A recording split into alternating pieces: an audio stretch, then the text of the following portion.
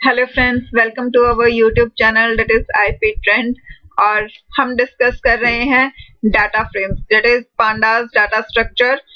और इसका हम ऑलरेडी 2 वीडियोस जो हैं वो क्रिएट कर चुके हैं। उसी सीक्वेंस में आज ये हमारा थर्ड पार्ट है। इस हमने जो पहले वाली 2 वीडियोस क्रिएट की उनमें हमने देखा था कि डाटा फ्रेम जो है होता क्या है, उसका यूज क्या होता है, उसकी कैरेक्टरिस्टिक्स क्या होती हैं। उसके बाद हमने उसकी क्रिएशन के मेथड स्टार्ट किए थे। सबसे पहले हमने पढ़ा डाटा फ्रेम को क्रिएट करने का बेसिक सिंटेक्स जो होता है कि पांडास लाइब्रेरी को इंपोर्ट करना है और डाटा फ्रेम मेथड यूज करना है।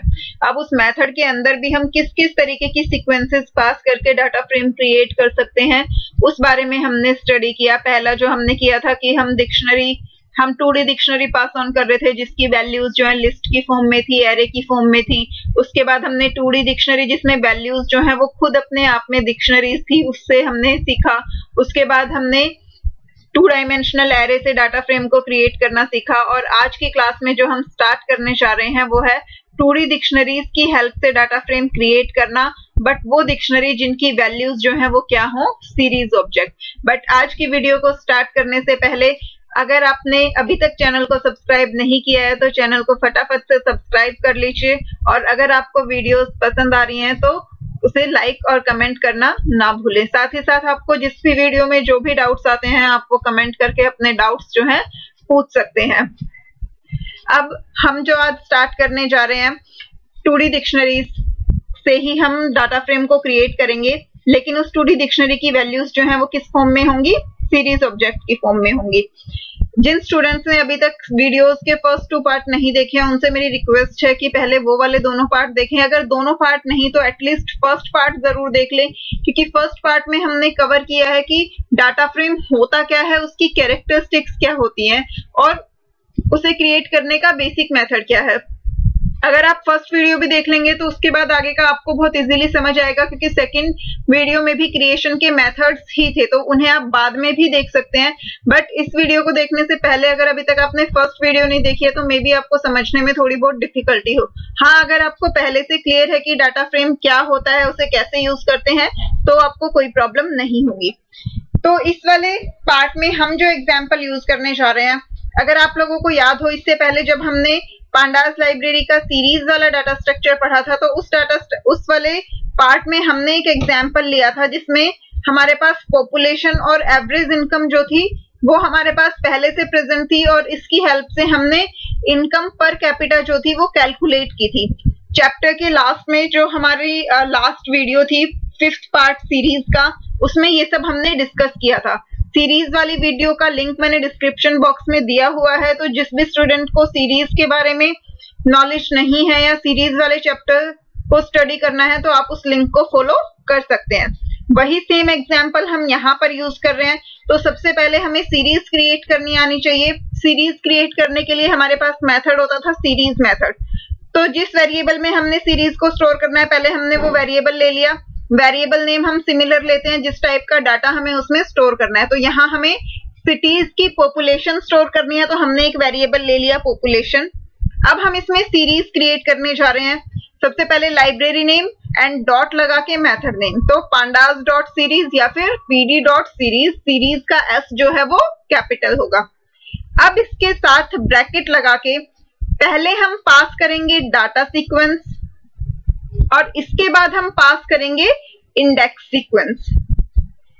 तो जिन स्टूडेंट को सीरीज क्रिएट करनी नहीं आती है तो मैं उनसे रिक्वेस्ट करना चाहूंगी कि पहले एक बार सीरीज वाली वीडियोस की हेल्प से सीरीज क्रिएट करना सीख लें।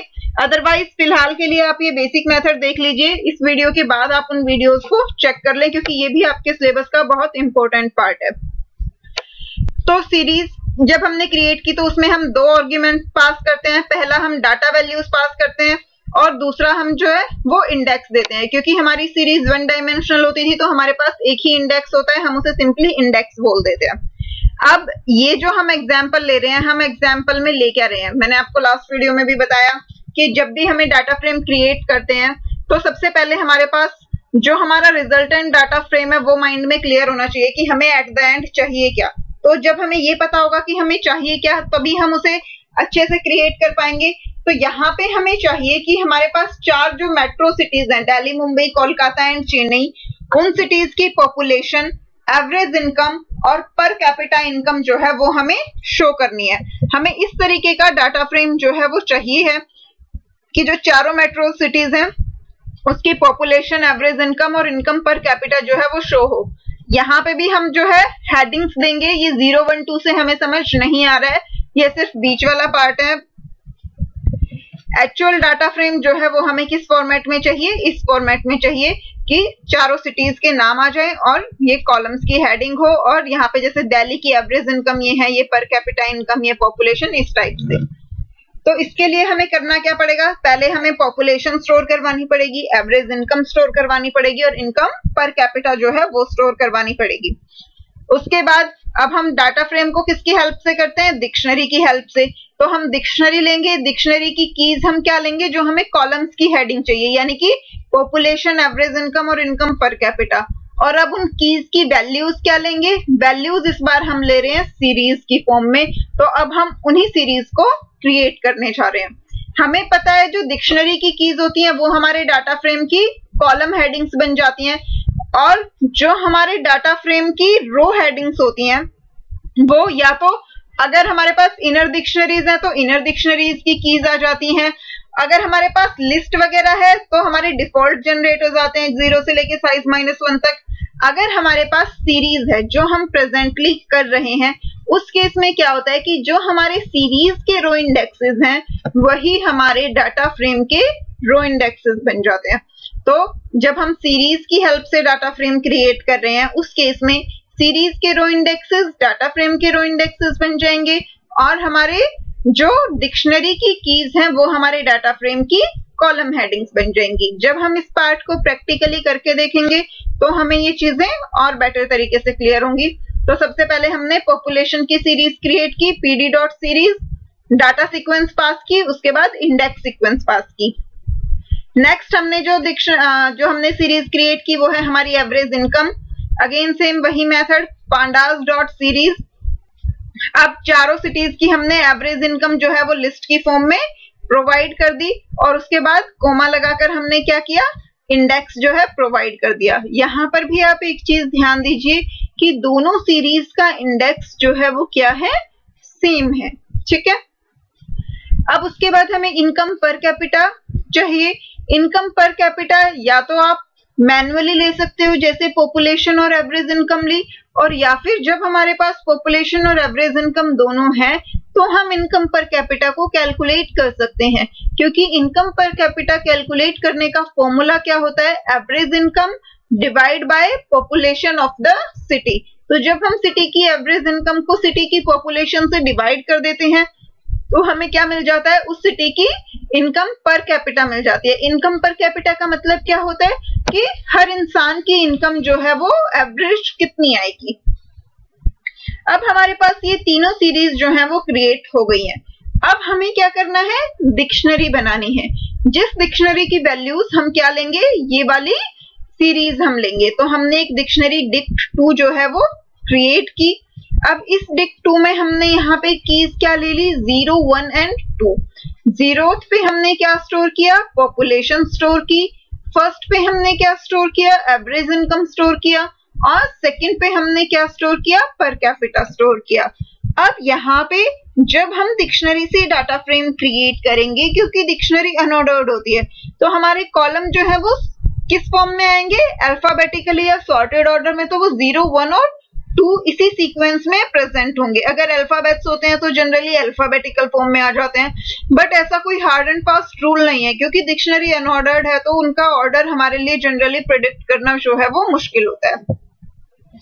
अब इस केस में जब हमारा डाटा फ्रेम हमने क्रिएट किया तो सेम वही सिंटेक्स हमने यूज किया है जो अभी तक हम यूज करते आए हैं, pandas.dataFrame। डाटा फ्रेम का D कैपिटल, F कैपिटल।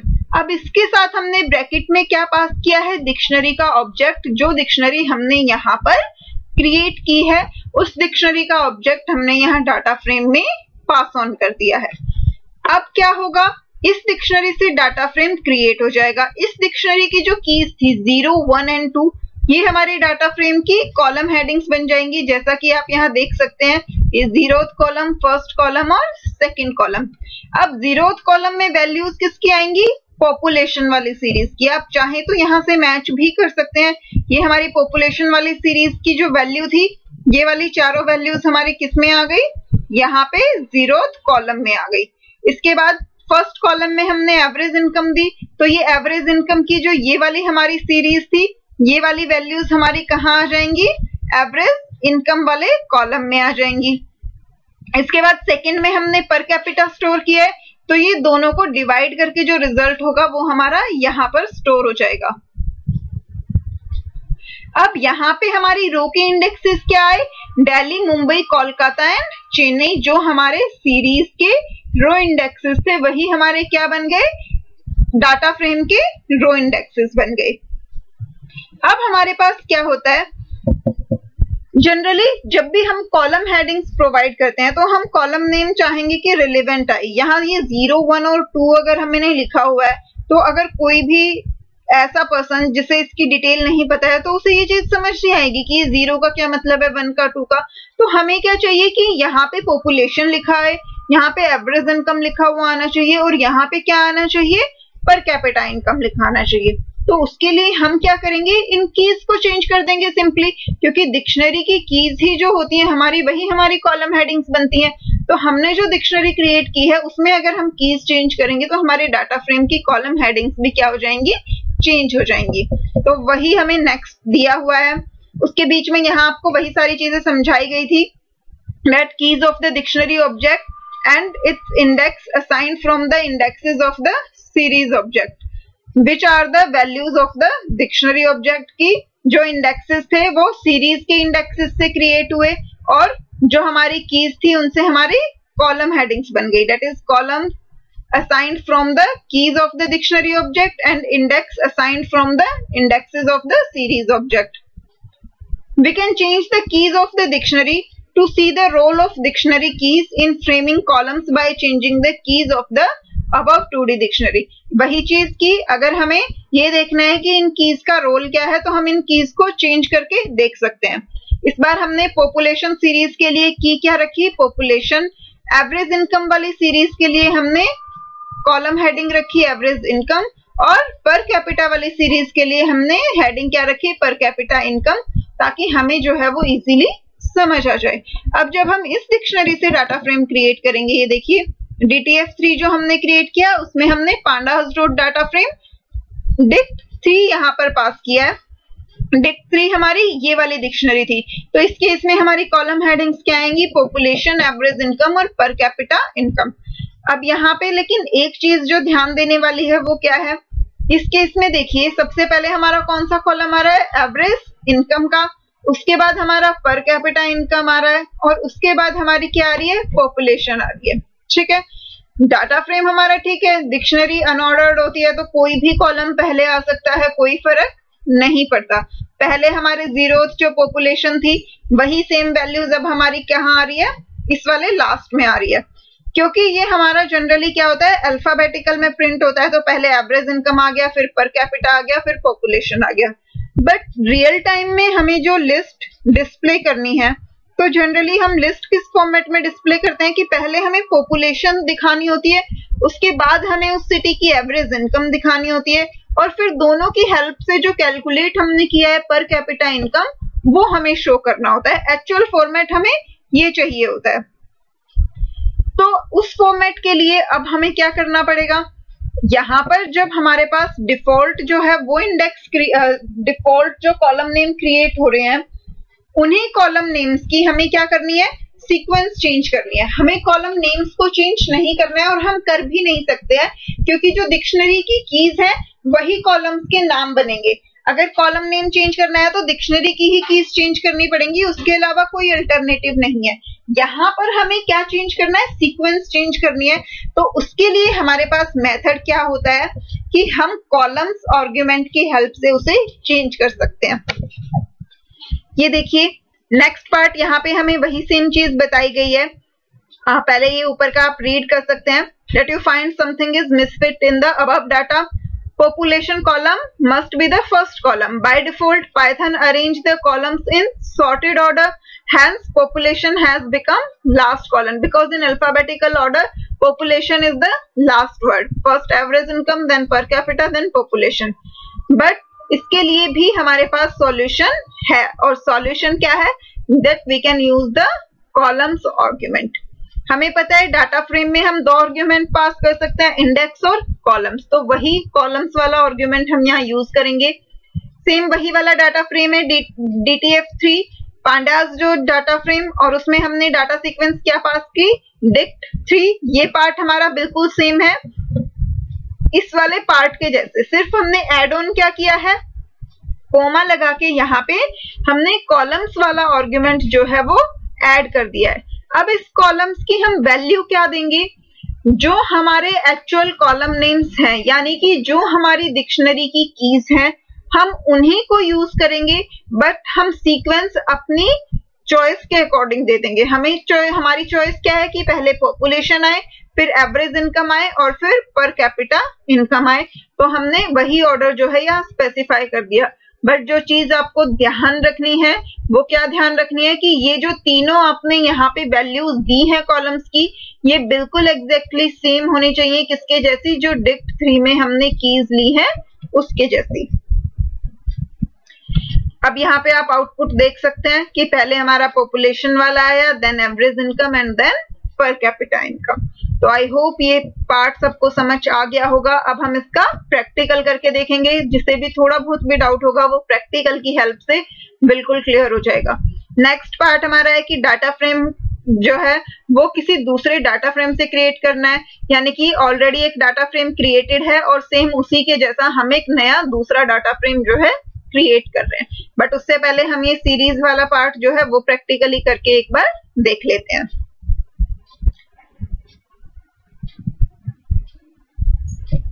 सबसे पहले हमें लाइब्रेरीज इंपोर्ट करनी पड़ेंगी।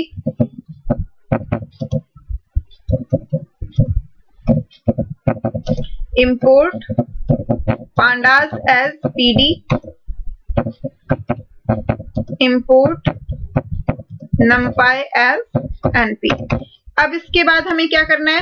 पहले हमें उन सीरीज को क्रिएट कर लेते हैं जो हमें डिक्शनरी में पास करनी है। आप चाहें तो डिक्शनरी के अंदर ही सीरीज क्रिएट कर सकते हैं, वो आपकी चॉइस है। बट जब हम एक ही डिक्शनरी के अंदर सीरीज क्रिएट करेंगे तो सिंटैक्स मिस्टेक होने की चांसेस जो है वो बढ़ जाते हैं, फिर हमारे प्रोग्राम में एरर आता है। तो हमारी बेस्ट प्रैक्टिस जो हम फॉलो करते हैं वो क्या कि पहले हम सीरीज बना लेते हैं और फिर उन सीरीज के ऑब्जेक्ट को जो है वो डिक्शनरी के अंदर पास कर देंगे। तो हमें सीरीज क्या क्या चाहिए? एक हमें क्रिएट करनी है पॉपुलेशन सीरीज। सीरीज क्रिएट करने का मेथड pd डॉट सीरीज। अब ब्रैकेट में हमें पहले डाटा वैल्यूज देनी है, तो हम रैंडमली कोई भी डाटा वैल्यूज दे देते हैं। हमें 4 सिटीज की इंफॉर्मेशन चाहिए, तो हमने यहाँ पे 4 वैल्यूज जो है वो दे दी। अब इसके बाद हमें इंडेक्स प्रोवाइड करना है, तो हम यहाँ पे इंडेक्स दे देते हैं। इंडेक्स हमें क्या देना है? चारों मेट्रो सिटीज के नाम, तो वही हम यहाँ पे दे देते हैं, Delhi, Mumbai, Kolkata and last is our Chennai.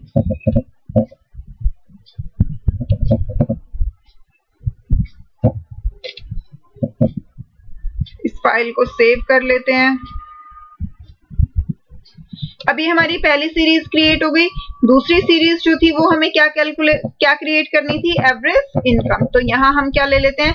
Average income series ले लेते हैं। क्रिएशन का मेथड वही सेम pd डॉट सीरीज हमने ले लिया। इसके बाद हम इसमें चारों सिटीज की क्या करेंगे? एवरेज इनकम जो है वो स्टोर कर लेंगे।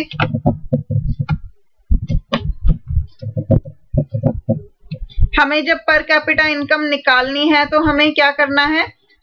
एवरेज इनकम को पॉपुलेशन से डिवाइड करना है, तो इसलिए इनकम जो है वो हम ज्यादा ही लेंगे पॉपुलेशन से, ताकि बाद में कोई इश्यू ना हो। अब इसका भी हम क्या करेंगे? इंडेक्स क्रिएट कर देंगे। इंडेक्स क्रिएट करते टाइम हम क्या करेंगे? सेम वही पॉपुलेशन वाला चारों मेट्रो सिटीज के नाम हमें लेने हैं, तो हम इसे यहीं से क्या करते हैं? कॉपी कर लेते हैं।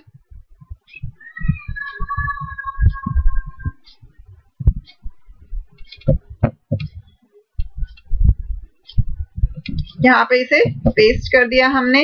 हमारी ये वाली सीरीज भी जो है वो क्या है, क्रिएट हो गई। अब हमारे पास पॉपुलेशन भी है, एवरेज इनकम भी है।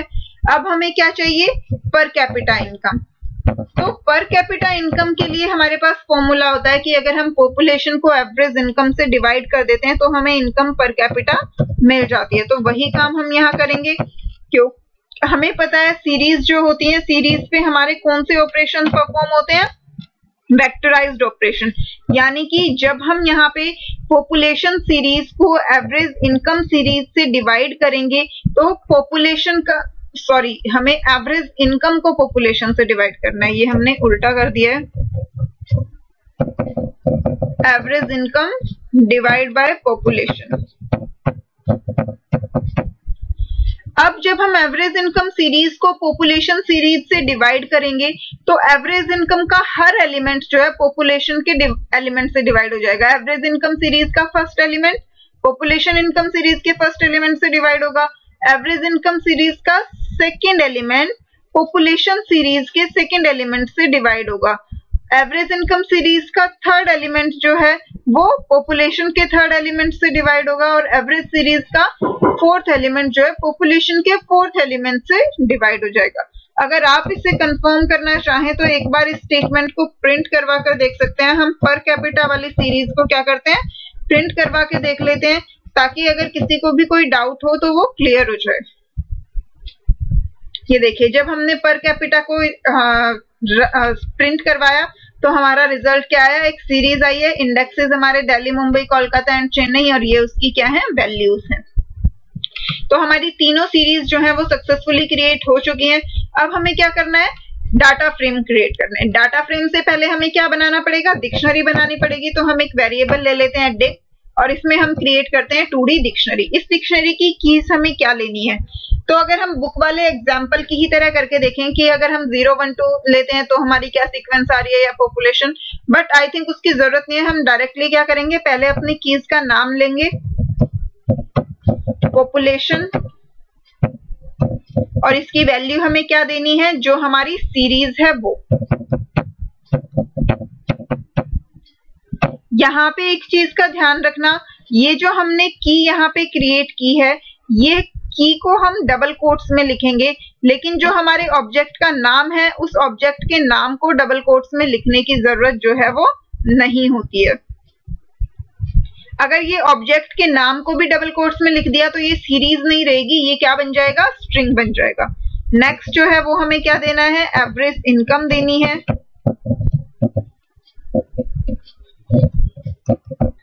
और इस सीरीज की वैल्यू भी, इस वाली की वैल्यू भी हम क्या देंगे, नेक्स्ट जो हमारी सीरीज थी एवरेज इनकम, वो इसकी क्या बन जाएगी, वैल्यू बन जाएगी। नेक्स्ट एलिमेंट हमें क्या चाहिए डिक्शनरी का, पर कैपिटा इनकम चाहिए। तो यहाँ पे हमने ले लिया पर कैपिटा इनकम और इसके साथ इसकी वैल्यू क्या बन जाएगी, पर कैपिटा सीरीज जो अभी हमने क्रिएट की थी वो इसकी क्या आ जाएगी, वैल्यू हो जाएगी। अब हमारी डिक्शनरी जो है वो क्रिएट हो गई। अब हमें क्या करना है, इस डिक्शनरी से डाटा फ्रेम क्रिएट करना है। डाटा फ्रेम का नाम हमने ले लिया डीएफ, उसके बाद library name dot data frame. Data frame में डी कैपिटल एफ कैपिटल, उसके बाद हम ये डिक्शनरी प्रोवाइड कर देंगे और सेव करके अब इस प्रोग्राम को जब हम रन करके देखेंगे हमारे कॉलम्स क्या क्या आएंगे, पॉपुलेशन, एवरेज इनकम, पर कैपिटा इनकम, और हमारी इंडेक्सेस क्या क्या आएंगी, दिल्ली, मुंबई, कोलकाता एंड चेन्नई। और ये हमारा डाटा फ्रेम जो है वो इसकी हेल्प से डिस्प्ले हो जाएगा। अरे हमने प्रिंट स्टेटमेंट नहीं दी तो प्रिंट कैसे होगा, ये यहाँ पे हमें प्रिंट स्टेटमेंट देनी है, प्रिंट डीएफ। और अब हम इसे रन करके देखते हैं। ये देखिए, ये हमारा डाटा फ्रेम जो है वो प्रिंट हो गया। ये हमारा पॉपुलेशन वाला प्रिंट हुआ, देन हमारे एवरेज इनकम प्रिंट हुई, देन पर कैपिटा इनकम जो है वो प्रिंट हो रहा है। ठीक है, लेकिन अगर हमारा तो लकीली क्या है कि हमेशा जिस ऑर्डर में हम प्रोवाइड कर रहे हैं वो उसी ऑर्डर में प्रिंट होता है। बट अगर वो सेम ऑर्डर में ना आ रहा हो तो उसके लिए हम क्या है, ऑर्डर चेंज भी कर सकते हैं। हमारा इसी सेम ऑर्डर में प्रिंट हो रहा है, बट जो हमने ऑर्डर चेंज करने का मेथड पढ़ा है, अगर हम उसे चेक करना चाहते हैं तो हम उसे चेक भी कर सकते हैं। मान लीजिए अभी हमारा पॉपुलेशन, एवरेज इनकम, पर कैपिटा इनकम इस ऑर्डर में आ रहा है। और हम इसका रिवर्स जो है कुछ और यहाँ पे प्रोवाइड, हम इसका ऑर्डर कुछ और प्रोवाइड कर देते हैं। यहाँ पे मान लीजिए हम दे देते हैं कि पहले आ जाए पर कैपिटा इनकम,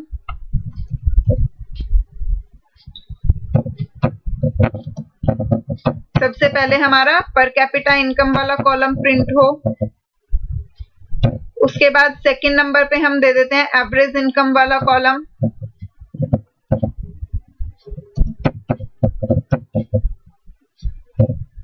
और थर्ड पे हम दे देते हैं पॉपुलेशन।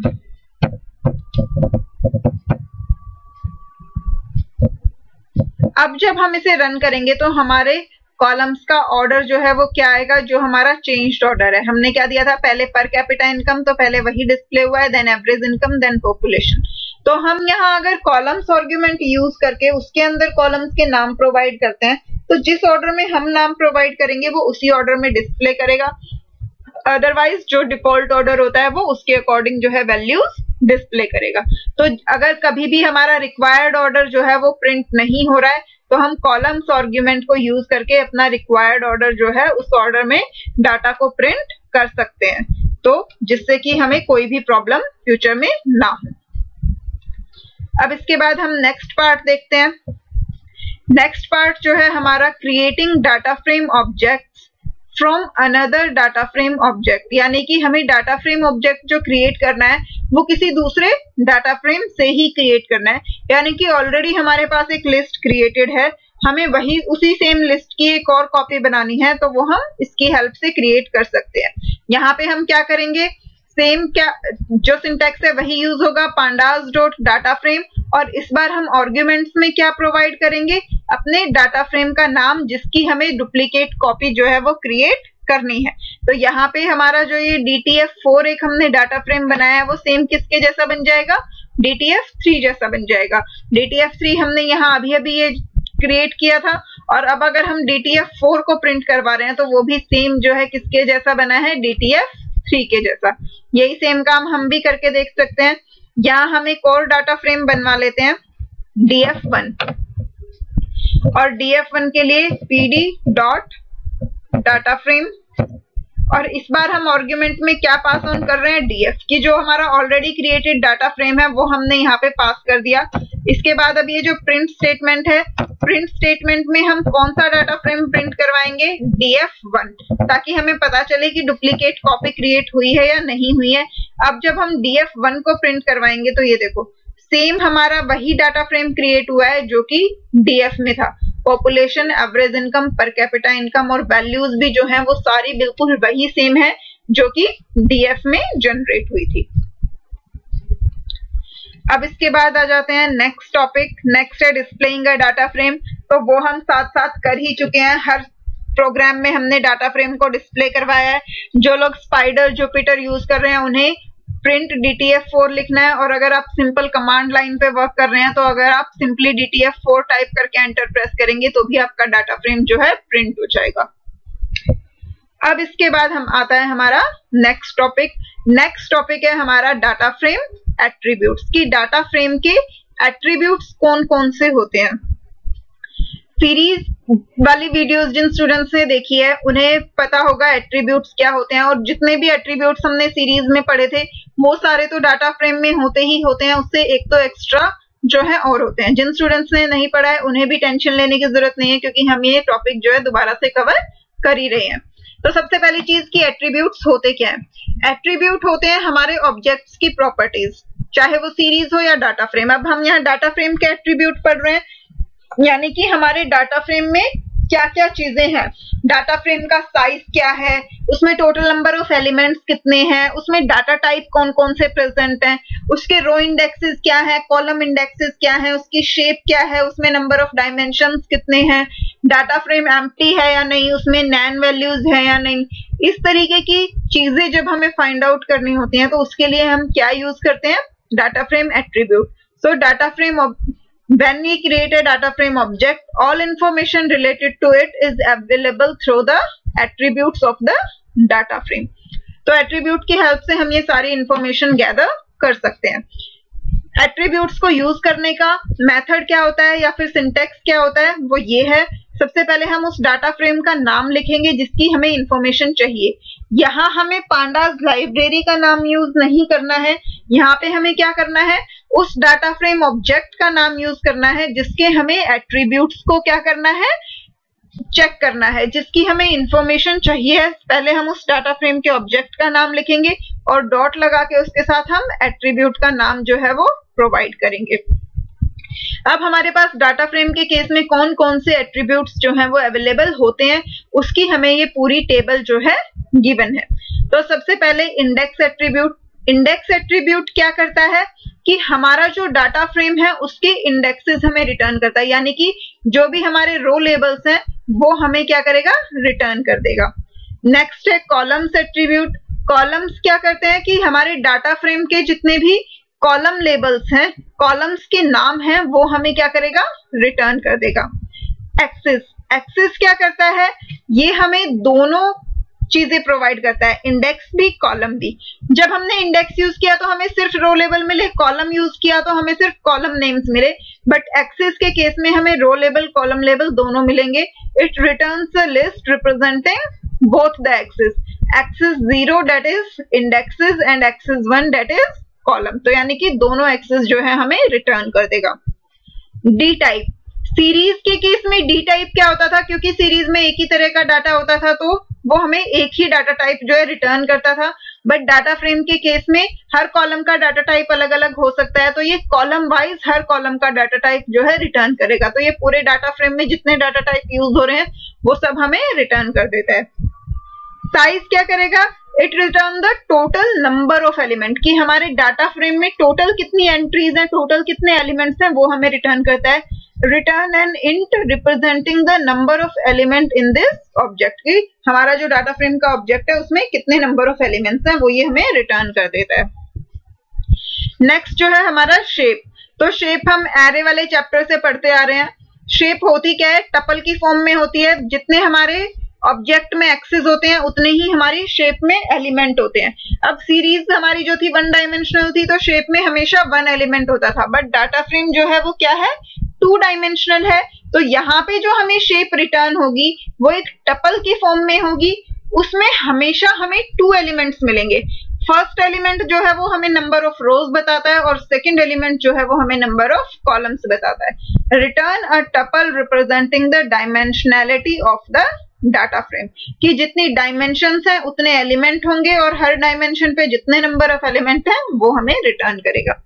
ये सारे एट्रीब्यूट अभी मैं प्रैक्टिकली आपको करके दिखाऊंगी कि कौन कौन सा एट्रीब्यूट कैसे कैसे वर्क करता है, तो टेंशन मत लेना अगर किसी को भी कुछ भी समझ ना आ रहा हो। नेक्स्ट है वैल्यूज। वैल्यूज वाला पार्ट जो है वो क्या करेगा, ये हमें डाटा फ्रेम की एंट्रीज रिटर्न करेगा। यहाँ हमें इंडेक्स और कॉलम से क्या मिले थे, लेबल्स मिले थे रोज और कॉलम के। अब उन रोज और कॉलम्स में जो डाटा है वो हमें कहां से मिलेगा, वैल्यूज से। Return a नंपाई representation of the data frame, यानी कि सिर्फ जो नंपाई रिप्रेजेंटेशन यानी कि एरे रिप्रेजेंटेशन, उस केस में हमें इंडेक्सेस नहीं मिलते थे, सिर्फ वैल्यू मिलती थी, तो वही जो है हमारे पास यहाँ पे होगा। एम्प्टी मेथड क्या करेगा, ये हमेशा हमें बुलियन वैल्यू रिटर्न करता है। अगर हमारा डाटा फ्रेम एम्प्टी है तो ये हमें ट्रू रिटर्न करेगा, अगर डाटा फ्रेम एम्प्टी नहीं है तो ये क्या करेगा, हमें फॉल्स रिटर्न करेगा। तो it indicates whether the data frame is empty और नॉट। नेक्स्ट है एंडिम, it means number of dimensions. तो ये हमेशा हमें क्या रिटर्न करेगा, 2 रिटर्न करेगा, बिकॉज डाटा फ्रेम के केस में नंबर ऑफ डायमेंशंस जो है वो 2 होती हैं। सीरीज के केस में एंडिम जो है वो हमेशा 1 रिटर्न करता था, क्योंकि सीरीज जो है वो 1 डायमेंशनल होती थी। Return an int representing the number of axes और एरेज डायमेंशन। किसी भी डाटा फ्रेम के ऑब्जेक्ट पे आप इस एट्रीब्यूट को यूज करोगे, आपको आउटपुट हमेशा सेम मिलेगा, क्योंकि number of dimension her data frame में 2 ही होते हैं। नेक्स्ट है टी एट्रीब्यूट। टी क्या रिटर्न करता है, ट्रांसपोज, यानी कि इंडेक्सेस को कॉलम्स में कन्वर्ट कर देता है और कॉलम्स को इंडेक्सेस में कन्वर्ट कर देता है। रोज जो है वो कॉलम्स बन जाते हैं और कॉलम्स जो है वो रोज बन जाती हैं। इसके अलावा एक और एट्रीब्यूट होता है हैज नैन, जो वो भी हमें एम्प्टी मेथड एम्प्टी एट्रीब्यूट की तरह बुलियन वैल्यू रिटर्न करता है। अगर हमारे डाटा फ्रेम में कोई भी नैन वैल्यू होगी तो वो हमें ट्रू रिटर्न करेगा, अदरवाइज तो वो हमें फॉल्स रिटर्न करता है। अब हम इन्हीं को क्या कर रहे हैं, प्रैक्टिकली कर करके देख रहे हैं। सबसे पहली चीज जो हमने यहाँ पे की हुई है कि retrieving indexes axis 0 column axis 1 details and data type of columns. तो यहाँ पे ये 4 एट्रीब्यूट यूज किए हुए हैं, इन चारों को हम चेक कर लेते हैं एक बार। DTF4 डाटा फ्रेम जो अभी हमने लास्ट क्रिएट किया था DTF3 के जैसा ही था, population average income per capita वाला। तो DTF4 डॉट इंडेक्स, इंडेक्स क्या करता है, रो लेबल्स रिटर्न करता है, और रो लेबल्स हमारे पास क्या क्या थे, दिल्ली, मुंबई, कोलकाता एंड चेन्नई। तो यहाँ पे ये रिटर्न हो गया। नेक्स्ट DTF4 डॉट कॉलम, ये क्या करता है, कॉलम लेबल्स रिटर्न करता है। तो यहाँ पे हमें कॉलम लेबल्स मिल गए, पॉपुलेशन, एवरेज इनकम और पर कैपिटा इनकम। नेक्स्ट है एक्सिस, एक्सिस के केस में ये क्या करेगा, ये दोनों आउटपुट रिटर्न करेगा, रोज वाले भी और कॉलम्स वाले भी। तो ये आप यहाँ पे देख सकते हैं, ये रोज भी इसने रिटर्न की और ये कॉलम लेबल्स भी जो है यहाँ पे इसने रिटर्न किए। अब इसके बाद नेक्स्ट है डी टाइप। डी टाइप के केस में क्या होगा, जब हम सीरीज पे डी टाइप लगाते थे हमें एक ही डाटा टाइप रिटर्न होता था, क्योंकि हमारी सीरीज के सारे एलिमेंट्स का डाटा टाइप जो है वो सेम होता था।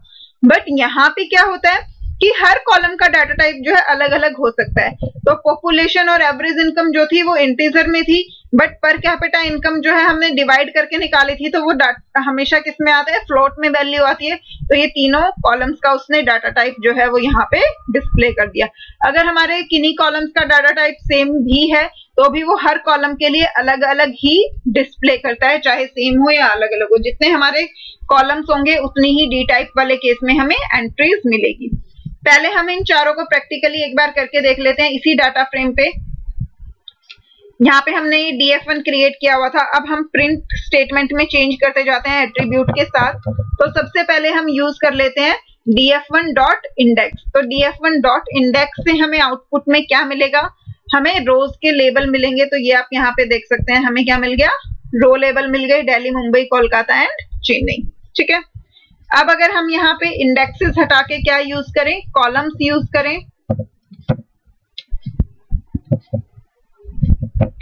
तो इस केस में हमें क्या मिलेगा, इस केस में हमें मिल गए हमारे column labels, that is population, average income और इनकम पर कैपिटा। अब अगर हम यहाँ इंडेक्सेस और कॉलम्स की जगह एक्सेस यूज करें सिर्फ, तो इस केस में क्या होगा, हमें रो और कॉलम लेबल दोनों ही मिलेंगे। Data frame object has no attribute axes. Sorry, यहाँ पे हमने एक्सेस की स्पेलिंग जो है वो मिस्टेक कर दी है, एक्सेस में AXES आएगा। अब जब हम इसे रन करेंगे तो ये देखो हमें रो लेबल भी मिल गई, दिल्ली, मुंबई, कोलकाता एंड चेन्नई, और उसके साथ साथ हमें कॉलम लेबल्स भी मिल गए। तो एक्सेस जो है वो दोनों एक्सेस को रिटर्न करता है। अब इसके बाद नेक्स्ट है डी टाइप। तो डी टाइप क्या करता है, डाटा टाइप रिटर्न करता है। तो जब हम इसे रन करेंगे तो हमें क्या मिलेगा, DF1 dot D type data has no attribute D type.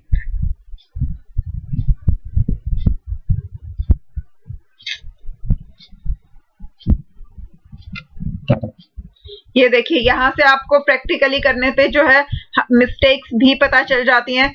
अब हमने एक्सिस की स्पेलिंग गलत की थी, क्योंकि जनरली एक्सिस AXIS होता है, तो हमने जल्दी जल्दी में वही AXIS टाइप कर दिया, लेकिन जो हमारा एट्रीब्यूट वाला एक्सिस है उसकी स्पेलिंग क्या है, AXES। और जब हमें डाटा टाइप चाहिए होता है तो हमें वहाँ हमारे पास जो एट्रीब्यूट का नाम है वो क्या है, डाटा टाइप्स है, ना कि डाटा टाइप।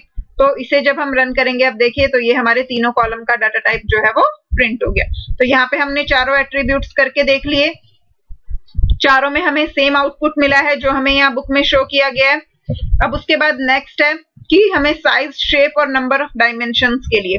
तो हमारे डाटा फ्रेम का साइज क्या था, क्योंकि हमारे पास 4 रो थी और 3 कॉलम थे, और नंबर ऑफ एलिमेंट उसमें कितने हो जाएंगे, 12 हो जाएंगे। तो वही यहाँ पे हमें शो किया हुआ है।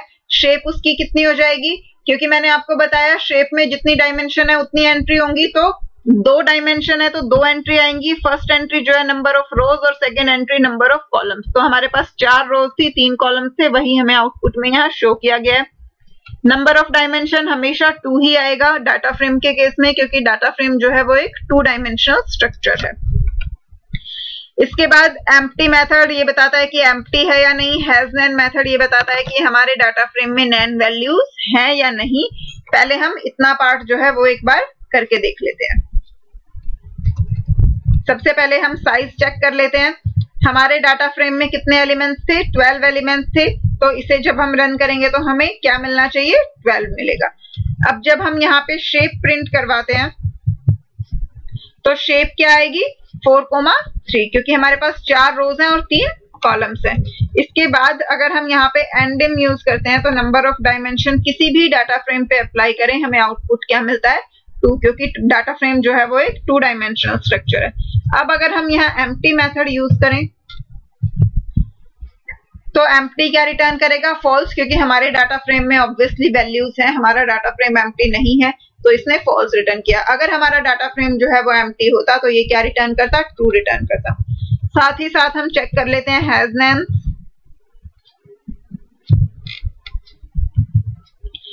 ये भी हमें क्या रिटर्न करेगा? फॉल्स रिटर्न करेगा। हैज नैन होता है, क्योंकि हमारे डाटा फ्रेम में कोई भी नैन वैल्यू नहीं है तो ये हमें क्या रिटर्न करेगा? फॉल्स रिटर्न करेगा।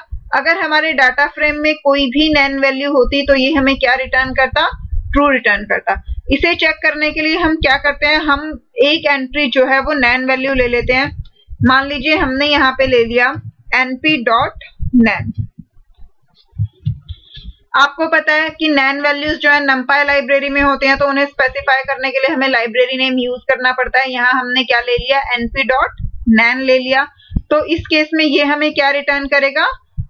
वैल्यू जो है ट्रू रिटर्न करेगा। बट इस केस में हमारे पास हमें ये देखना पड़ेगा, क्योंकि हम डिवीजन ऑपरेशन परफॉर्म कर रहे हैं, तो यहाँ पे प्रॉब्लम जो है वो आ सकती है हमारे पास।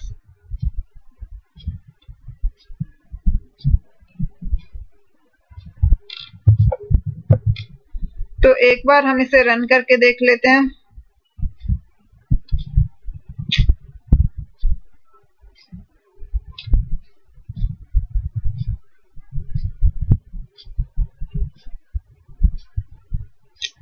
यहाँ पे ये फिलहाल हमें शो कर रहा है data frame object has no attribute has names, but हमें बुक में दिया हुआ है। आई डोंट नो इसमें कुछ प्रॉब्लम आ रही है, तो इसे हम एक बार बाद में सॉर्ट आउट करते हैं। फिलहाल के लिए हम बाकी आर्ग्यूमेंट्स जो हैं उन्हें चेक कर लेते हैं। नेक्स्ट जो है हमारा वो है getting number of rose in a data frame, कि अगर हमें ये चेक करना है कि हमारे डाटा फ्रेम में रोज कितनी है, तो उसके लिए हमारे पास मेथड होता है लैन मेथड। लैन मेथड के अंदर जब भी हम जो ऑब्जेक्ट पास करते हैं हमें हमेशा उसकी लेंथ मिल जाती है। तो जब हम लेंथ मेथड के अंदर DTF4 यहाँ पे पास ऑन करेंगे तो इस केस में हमारे पास क्या होता है कि ये हमें उसकी लेंथ रिटर्न कर देता है। तो हम इसे चेक कर लेते हैं। लैन मेथड और लैन मेथड के साथ यहाँ पे हमने दे दिया df1, क्योंकि हमारे डाटा फ्रेम का नाम क्या था? df1। तो इसे अब जब हम रन करके देखेंगे तो हमें आउटपुट में यहाँ पे क्या मिला? 4 मिला, क्योंकि 4 क्या होता है? हमारे नंबर ऑफ रोज। यहाँ पे हमारे पास 4 रोज थी, दिल्ली, मुंबई, कोलकाता, चेन्नई, तो वही हमें रिटर्न हो गई। तो लैन मेथड जो है वो हमें क्या करेगा? नंबर ऑफ रोज रिटर्न करेगा। यहाँ पर जो हमारा अभी हम ये एरर यहाँ पे देख भी सकते हैं हैज नैन, ये एक बार हमें चेक करना पड़ेगा, बिकॉज जो प्रैक्टिकल पार्ट होता है वो कभी भी गलत नहीं होता है। यहाँ पे अगर ये शो कर रहा है कि डाटा फ्रेम में हैज नैन एट्रीब्यूट नहीं है, तो इट मे बी पॉसिबल कि ये बुक में मिसप्रिंट हुआ हो, हैज नैन एट्रीब्यूट जो है वो डाटा फ्रेम के साथ ना होता हो, क्योंकि हमें टेबल में भी ये एट्रीब्यूट गिवन नहीं था। अब नेक्स्ट मेथड जो है वो हम चेक करते हैं। नेक्स्ट मेथड है हमारे पास काउंट मेथड। अगर आप लोगों को याद हो, हमने सीरीज के केस में भी ये चीज पढ़ी थी। वहां पे भी हमारे पास क्या था? लैन मेथड जो है वो हमें क्या देता था? टोटल नंबर ऑफ एलिमेंट देता था। और काउंट मेथड जो है वो क्या करता था कि नैन वैल्यूज को स्किप करके जो वैल्यूज होती थी वो काउंट करके देता था। यानी कि करंटली जितनी वैल्यूज प्रेजेंट है, काउंट मेथड हमें सिर्फ उतनी वैल्यू रिटर्न करता था, लेकिन लैन मेथड जो है वो हमें सारी वैल्यूज रिटर्न करता था। अगर किसी में नैन भी स्टोर है तो उसे भी वो क्या करता था? काउंट कर लेता था। तो ये हम यहाँ से चेक, ये हमें यहाँ से भी पता चल रहा है। अब आप यहाँ पे देखिए, इधर हमारे पास क्या है? np.nan। अब जब हमने लैन मेथड लगाया तो लैन मेथड से इसका कोई फर्क नहीं पड़ा कि यहाँ पे नैन वैल्यू है, हमें टोटल क्या मिला? 4 मिला। लेकिन जब हम काउंट मेथड लगाएंगे, एक चीज तो ये कि काउंट मेथड जो होता है वो रो वाइज और कॉलम वाइज हम अलग अलग अप्लाई कर सकते हैं। तो काउंट मेथड हमें नंबर ऑफ रोज भी रिटर्न करता है, नंबर ऑफ कॉलम्स भी, हर रो में कितनी एंट्री है, हर कॉलम में कितनी एंट्री है, वो हमें इन डिटेल सब कुछ बताता है। तो डिपेंड करता है कि काउंट मेथड हम किस तरीके से यूज कर रहे हैं। हम काउंट मेथड की सारी वेरिएशंस जो है वो देखेंगे। सबसे पहली चीज तो हमें यही ध्यान रखनी है, काउंट मेथड हमेशा क्या काउंट करता है, नॉन नैन वैल्यूज, यानी कि अगर हमारे डाटा में कोई भी नैन वैल्यू है तो काउंट मेथड उसे काउंट नहीं करता है। अगर हमने सिंपली डाटा फ्रेम पे काउंट मेथड लगाया, हमने उसमें कोई भी आर्गुमेंट नहीं दिया, तो वो क्या करता है, हमें पर कॉलम वैल्यूज डिस्प्ले करके दे देता है कि पॉपुलेशन वाले कॉलम में कितनी वैल्यूज है, एवरेज इनकम में कितनी वैल्यूज है, पर कैपिटा इनकम में कितनी वैल्यूज है। यहाँ पे ये जो फॉर्मेट होता है, ये अगर आपने numpy लाइब्रेरी में hsplit, vsplit और hstack, vstack पढ़ा हो तो उसके सिमिलर होता है। जब हमने काउंट में कोई भी आर्गुमेंट प्रोवाइड नहीं किया तो ये बाय डिफॉल्ट क्या लेता है, 0 वैल्यू लेता है। और अगर हमने काउंट में 0 वैल्यू दी है, यानी कि एक्सेस 0 है, और जब हम एक्सेस 0 देते हैं तो हमें वो कॉलम वाइज डाटा रिटर्न करता है। तो डिफॉल्ट वैल्यू जो है वो क्या होती है, एक्सेस 0 होती है। आप यहाँ पे देख भी सकते हैं, if you do not pass any argument और पास 0, कि अगर हमने कोई आर्गुमेंट पास नहीं किया है या फिर 0 पास किया है, क्योंकि डिफॉल्ट वैल्यू जो है वो क्या होती है, 0, then it return the count of non N values for each column. तो ये क्या करेगा, हर कॉलम की नॉन नैन वैल्यूज रिटर्न कर देगा। तो हम एक बार इसे करके देख लेते हैं। df1 डॉट काउंट, काउंट जो है वो एट्रीब्यूट नहीं है, मेथड है, तो इसलिए इसके साथ राउंड ब्रैकेट जो है लगेंगी। अब हमने यहाँ कोई आर्गुमेंट पास नहीं किया है, तो हम इसे रन करके देखते हैं। ये देखिए हमें कॉलम वाइज डाटा मिला है। अब यहाँ पर आप नोटिस कीजिए, पॉपुलेशन वाले में हमें कितनी एंट्रीज मिली, 3 एंट्रीज, क्योंकि यहाँ पे हमारे पास एक नैन वैल्यू थी, तो 4 में से एक तो नैन थी, तो बाकी हमें 3 ही वैल्यूज जो है वो काउंट मेथड ने काउंट की। एवरेज इनकम वाले कॉलम में टोटल 4 वैल्यू थी, तो वही चारों वैल्यूज जो है उसने काउंट कर ली, और यहाँ हमें क्या मिला, 4 मिला। बट जब हमने पर कैपिटा इनकम को चेक किया तो यहाँ पे हमें कितनी एंट्रीज मिली, 3 एंट्रीज मिली। ये एंट्रीज 3 क्यों हुई, क्योंकि हमने पर कैपिटा इनकम कैलकुलेट कैसे की थी, average income divide by population. तो जहां पे जब हमने डिवीजन की तो हमने एक वैल्यू जो एवरेज इनकम की सेकंड वैल्यू थी उसे हमने नैन वैल्यू से डिवाइड किया था, तो वो आउटपुट में भी क्या आ गया, नैन वैल्यू आ गया। इसीलिए हमें यहाँ पे पर कैपिटा इनकम में क्या डिस्प्ले हुई है, 3 वैल्यूज। अगर आपको इसकी कंफर्मेशन करनी है तो आप यहाँ पे प्रिंट करवा के भी देख सकते हैं। हम पर कैपिटा सीरीज को एक बार प्रिंट करवा के देख लेते हैं कि उसका रिजल्ट क्या है। ये देखिए, पहले ये पर कैपिटा सीरीज जो है वो डिस्प्ले हुई है हमारी, तो इसमें हमारी मुंबई के लिए वैल्यू क्या आई है, नैन वैल्यू आई है, क्योंकि उसमें पॉपुलेशन जो थी वो क्या थी, नैन थी। इसीलिए हमारे पर कैपिटा इनकम में भी एंट्रीज कितनी आ रही हैं, 3 एंट्रीज आ रही हैं। अब हम इसे, ये प्रिंट की हमें जरूरत नहीं है, हम ये हटा देते हैं। अब हम अगर यहाँ काउंट में वैल्यू 0 प्रोवाइड कर देते हैं, तो काउंट में 0 प्रोवाइड करने का मतलब क्या है, हमें रिजल्ट जो है वो सेम मिलेगा, क्योंकि आउटपुट जो है वो जो आर्गुमेंट होता है वो बाय डिफॉल्ट 0 ही होता है। तो हमने कोई आर्गुमेंट नहीं दिया या 0 दिया, हमें दोनों केस में आउटपुट आप देख सकते हैं सेम मिला, डेट इज कॉलम वाइज मिला। अगर यहीं पे हम 1 प्रोवाइड कर देते हैं तो इस केस में हमें क्या मिलेगा, रो वाइज डाटा मिलेगा, नंबर ऑफ रोज के अकॉर्डिंग। अब हमें दिल्ली, मुंबई, कोलकाता एंड चेन्नई में कितनी एंट्रीज हैं वो हमें यहाँ पे शो होंगी। तो इसे जब हम रन करेंगे तो हमें ये एंट्रीज मिली, दिल्ली में हमें 3 एंट्रीज मिली, मुंबई में 1, कोलकाता में 3, चेन्नई में 3। अब ये हमारा आउटपुट इस तरीके से क्यों आया कि मुंबई में सिर्फ 1 एंट्री क्यों आई, तो इसका आपके पास आंसर कैसे होगा, दिल्ली वाली रो में तीनों थी, पॉपुलेशन भी था, एवरेज इनकम भी थी और पर कैपिटा इनकम भी, तो 3 हो गया। मुंबई में हमारे पास क्या था, पॉपुलेशन नैन थी, एवरेज इनकम प्रेजेंट थी, पर कैपिटा इनकम भी हमारी क्या हो गई थी, नैन। तो उस केस में हमारे पास सिर्फ एक ही वैल्यू थी। अगर आप चाहें तो इसको प्रिंट करवा के देख लो एक बार, प्रिंट df1, ताकि आपको ये काउंट समझने में इजी हो जाए। अब ये देखिए, दिल्ली में हमारे पास 3 एंट्री है, तो दिल्ली के लिए 3 आया, मुंबई में हमारे पास 2 एंट्रीज नैन है, सिर्फ एक एवरेज इनकम प्रेजेंट है, इसीलिए मुंबई में क्या आया हमारे पास 1 आया। कोलकाता में भी 3 एंट्रीज हैं, चेन्नई में भी 3 एंट्रीज हैं, तो उसके लिए हमें वैल्यू क्या डिस्प्ले हुई, 3 डिस्प्ले हुई। तो अगर हमने 0 आर्ग्यूमेंट दिया या कुछ भी नहीं दिया तो कॉलम वाइज डाटा प्रिंट होगा, अगर हमने आर्ग्यूमेंट 1 दिया है तो डाटा जो है वो रो वाइज प्रिंट होगा।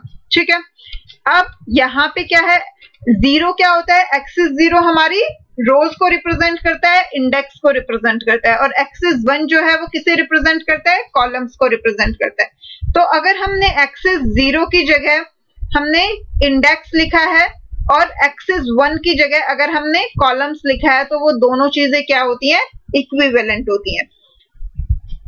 इसे हम एक बार करके देख लेते हैं। हमने एक्सिस 1 लिखा तो हमें रो वाइज डाटा मिला है। एक्सिस 1 किसके इक्विवेलेंट होता है, कॉलम्स के इक्विवेलेंट होता है। तो अगर हम यहाँ एक्सप्लिसिटली कॉलम स्पेसिफाई कर देते हैं, इस तरीके से axis is equal two columns कर देते हैं, तो भी हमें आउटपुट जो है वो क्या मिलेगा, सेम मिलेगा। तो हम इसे ट्राई करते हैं। यहाँ पे हम एक्सिस स्पेसिफाई कर देंगे, axis is equal two columns. अब हम इसे रन करके देखते हैं। ये देखिए हमें आउटपुट जो है वो बिल्कुल सेम मिला। हमें ये बार बार df1 प्रिंट करवाने की जरूरत नहीं है, तो हम इसे हटा देते हैं।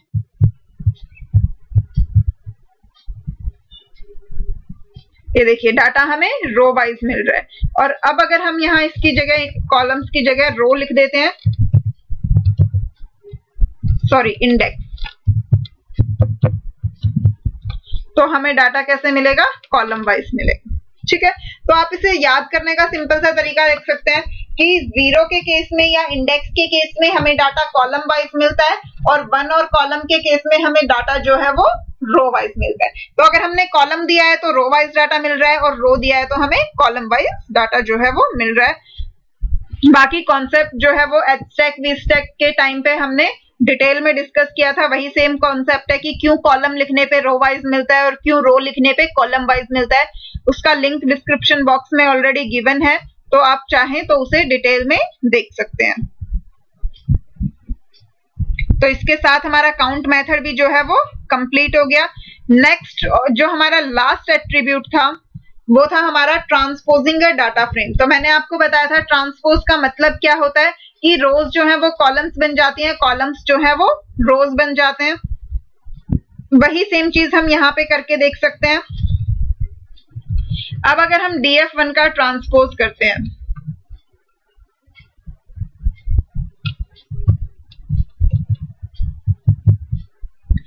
ट्रांसपोज, अब हमारा जो एक्चुअल df1 था उसमें क्या था, रोज थी हमारी दिल्ली, मुंबई, कोलकाता, चेन्नई, कॉलम्स थे पॉपुलेशन, एवरेज इनकम, पर कैपिटा इनकम। लेकिन अब जब हम इसे डिस्प्ले करवाएंगे तो देखिए हमारे कॉलम्स बन गए दिल्ली, मुंबई, कोलकाता एंड चेन्नई, और रोज क्या बन गई, पॉपुलेशन, एवरेज इनकम, पर कैपिटा इनकम। तो आई होप ये चीज सबको समझ आ गई होगी और इसमें किसी को कोई प्रॉब्लम नहीं हो रही होगी, क्योंकि ट्रांसपोज का सिर्फ सिंपल सा फंडा क्या होता है, मैथ्स में अगर आपने मैट्रिक्स का ट्रांसपोज पढ़ा भी होगा कि रोज जो है वो कॉलम्स बन जाएंगे, कॉलम्स जो है वो रोज बन जाएंगी, और बाकी इसमें कुछ भी इतना ज्यादा नहीं होता है। इसके बाद नेक्स्ट है हमारा नंपाई रिप्रेजेंटेशन। एक जो हमारा लास्ट एट्रीब्यूट रह गया था, हमने बीच में स्किप कर दिया, वो है वैल्यूज एट्रीब्यूट। वैल्यूज के केस में हमें क्या होता था कि अभी तक हमने कॉलम लेबल लिए, रो लेबल्स लिए, इंडेक्स की हेल्प से, कॉलम्स की हेल्प से, एक्सेस की हेल्प से, लेकिन अगर हमें सिर्फ और सिर्फ डाटा वैल्यूज चाहिए कि हमारे डाटा फ्रेम में एक्चुअल वैल्यूज कौन कौन सी है, हमें इंडेक्स लेबल या रो लेबल्स नहीं, कॉलम लेबल्स या रो लेबल्स नहीं चाहिए, तो उस केस के लिए हमारे पास एट्रीब्यूट क्या होता है, वैल्यूज एट्रीब्यूट। तो जब हम वैल्यूज एट्रीब्यूट लगाते हैं तो हमें, जैसे हमारा 2D एरे होता था उसमें कोई इंडेक्स प्रेजेंट नहीं होता था, सिर्फ और सिर्फ वैल्यूज आती थी, सेम उसी रिप्रेजेंटेशन में हमें जो है वो डिस्प्ले हो जाएगा। ये देखिए अब हमने क्या किया था, df1 का हमारे पास 4 रोज थी और 3 कॉलम थे। हम एक काम करते हैं, यहाँ से ये नैन हटा के इसकी जगह वैल्यूज ही स्टोर कर लेते हैं ताकि समझना जो है वो इजी हो जाए। अब इसे रन करके देखते हैं।